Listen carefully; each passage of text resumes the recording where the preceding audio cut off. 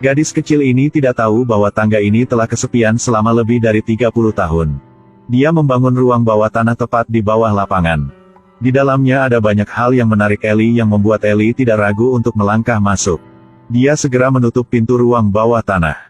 Selain itu, ada banyak boneka di dalam ruang bawah tanah, dia tampaknya sangat tertarik. Tapi setelah beberapa saat, tetangga bilang agak panas, jadi dia melepas jaketnya. Lalu dia menyuruhnya melepas mantelnya juga. Pada saat ini, Ellie merasa ada yang tidak beres. Gadis kecil itu secara bertahap menemukan bahwa di balik wajah suci tetangganya adalah orang jahat. Menatap matanya yang menakutkan, Ellie buru-buru berkata untuk pergi. Aku harus pulang. Tapi aku ingin kau tinggal. Tapi tetangganya bilang dia gak mau Ellie pergi. Melihat itu, Ellie berdiri dan lari, dia buru-buru mengangkat tangannya untuk membuka pintu ruang bawah tanah dan berlari keluar. Ellie mulai berlari dengan panik, berlari melewati seorang gadis berbaju hitam. Mary terus memanggilnya tetapi dia terus berlari, tetapi ketika dia berlari ke jalan, tidak ada seorang pun di sini. Sekarang Ellie melihat ayahnya mencarinya dari jauh, tapi dia tidak bisa melihat Ellie. Gadis kecil itu mencoba berteriak keras, "Ayah! Ayah!"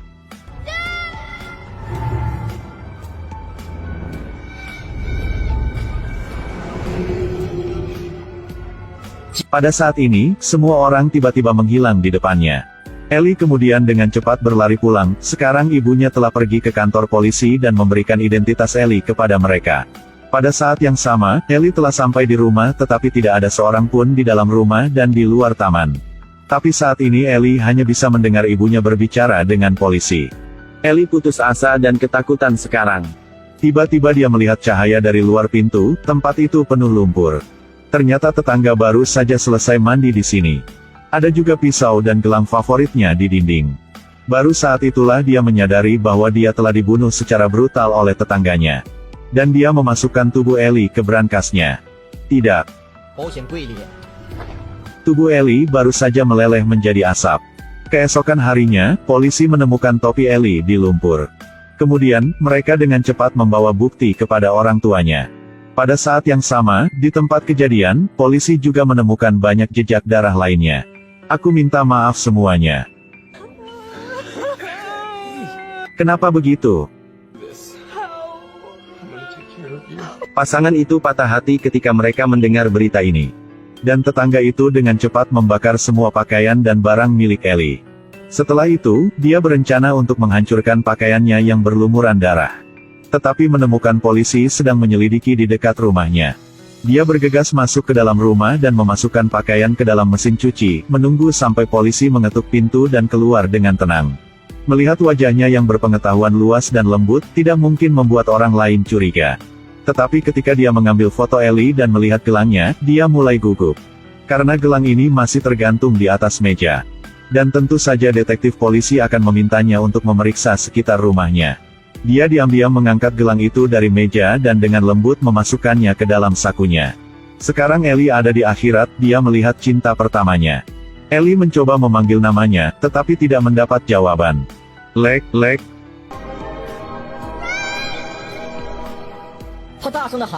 Ellie dengan cepat berlari ke arahnya, tetapi semakin dia berlari, semakin dalam dia tenggelam ke dalam air.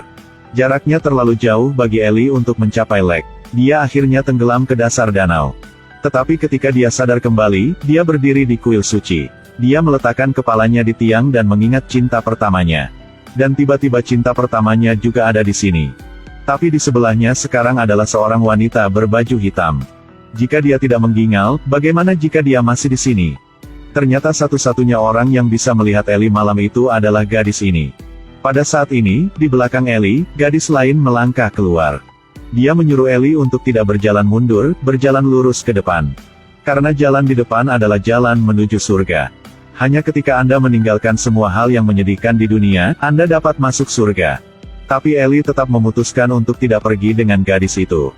Karena dia memiliki begitu banyak hal yang tidak bisa dia lepaskan, orang tuanya, cinta pertamanya, dan orang yang membunuhnya. Tiba-tiba ada banyak botol kaca besar di tepi pantai yang dibuat oleh ayahnya. Ayahnya terus menghancurkan botol-botol kaca ini, karena dia menyalahkan dirinya sendiri karena tidak menemukan pembunuh yang membunuh putrinya. Pada saat yang sama, botol kaca di depan mata Ellie juga pecah. Ellie terus memanggil ayahnya. John masih menderita dalam diam, lalu dia menyalakan lilin. Dia sepertinya melihat putrinya di balik botol kaca ini menatapnya. Ayah. John merasakan keberadaan putrinya, lalu dia memutuskan untuk sekali lagi menemukan pembunuh. Putrinya sangat pintar sehingga tidak mungkin dia mengikuti orang asing. Jadi pembunuhnya pasti seseorang yang cukup akrab dengan sisinya. Setelah 1 tahun menyelidiki kasus ini, dia berhenti dari pekerjaannya. Adapun istri, karena dia tidak tahan kehilangan putrinya, dia pergi ke luar negeri sendirian. Tapi suatu hari, adik Ellie, Mary, menemukan ada yang tidak beres. Anjingnya terus-menerus menggonggong di depan pintu rumah tetangga, mungkin anjing ini mencium bau Ellie. Pada saat ini, tetangga keluar dari mobil dan tersenyum sinis. Apakah kamu saudara perempuan Ellie? Mary merasa tetangga bukan orang baik sehingga memutuskan untuk mengikuti dan memperhatikannya.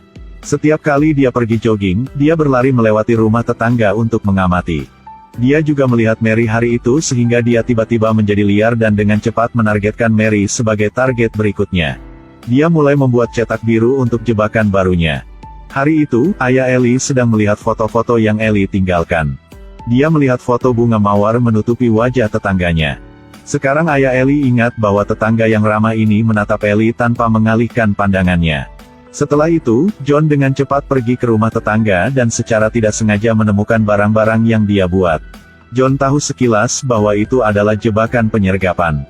John melangkah lebih dekat dan melihat semak bunga yang dia lihat di foto itu. Karena cuaca musim gugur yang kering, bunga-bunga ini juga layu.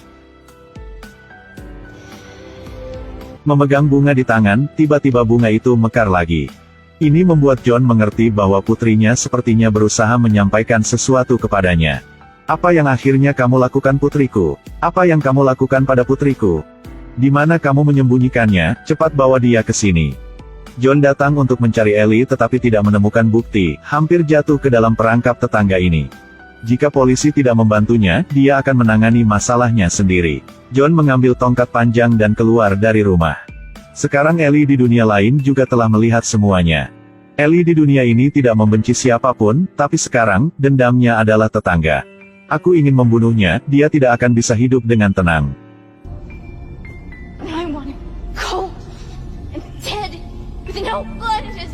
Namun saat ini, John dibujuk oleh tetangga ke ladang jagung, dia membuat drama John pergi ke sana untuk bertemu kekasihnya. Pada titik ini dia dipukuli sampai terluka parah, dan akhirnya harus dibawa ke rumah sakit. Ellie berdiri di sampingnya kesakitan, tak berdaya melihat ayahnya dipukuli dan tidak bisa berbuat apa-apa. Tidak lama setelah itu, Mary berada di kelas P, dia menggunakan alasan untuk mengambil cuti untuk berlari lebih dekat ke rumah tetangga. Gadis itu menggunakan kakinya untuk memecahkan kaca di bawah, lalu masuk ke rumah melalui ruang bawah tanah, lalu dengan cepat naik ke lantai atas rumah. Saat ini, Mary menemukan sesuatu yang mencurigakan di lantai. Dia membuka buku catatannya dan menemukan itu adalah peta ruang bawah tanah. Membuka halaman berikut dan menemukan foto dan rambut saudara perempuannya. Pada saat ini, tetangga telah kembali ke rumah, dia merasa bahwa seseorang telah menyelinap ke rumahnya. Suara bilah kayu di lantai membuatnya cepat naik ke atas. Mary buru-buru melompat dari lantai atas ke tanah, mengambil buku catatan dan berhasil melarikan diri. Tetangga itu merasa ada yang tidak beres, jadi dia dengan cepat mengemasi barang-barangnya dan pergi. Karena jika dia tinggal di rumah, dia pasti akan diketuk pintu oleh polisi dan diseret ke penjara. Dia mengemudi dan membawa brankas berisi tubuh Ellie bersamanya. Dan melemparkannya ke pabrik sampah, dia benar-benar tidak memiliki kemanusiaan sama sekali. Tapi itu tidak penting lagi bagi Mary, ibunya telah kembali, dia telah mengatasi keterkejutan kematian Ellie. Adapun Ellie, saat ini dia melihat total sekitar 8 orang, semuanya dibunuh oleh tetangga. ప్రతివాడు తన దోషము చేతనే ముత్తినందును ఎవడు ద్రాక్షకాయలు తిననో వాని పళ్ళే పులియును. Akhirnya Ellie memutuskan untuk melepaskan kebencian itu. Tapi tiba-tiba Ellie berubah pikiran, karena dia pikir dia sendiri memiliki satu hal yang dibatalkan, jadi dia segera kembali ke dunia. Ellie dengan cepat pindah ke tempat gadis yang bisa melihat Ellie, ingin meminjam tubuh gadis itu. 初恋。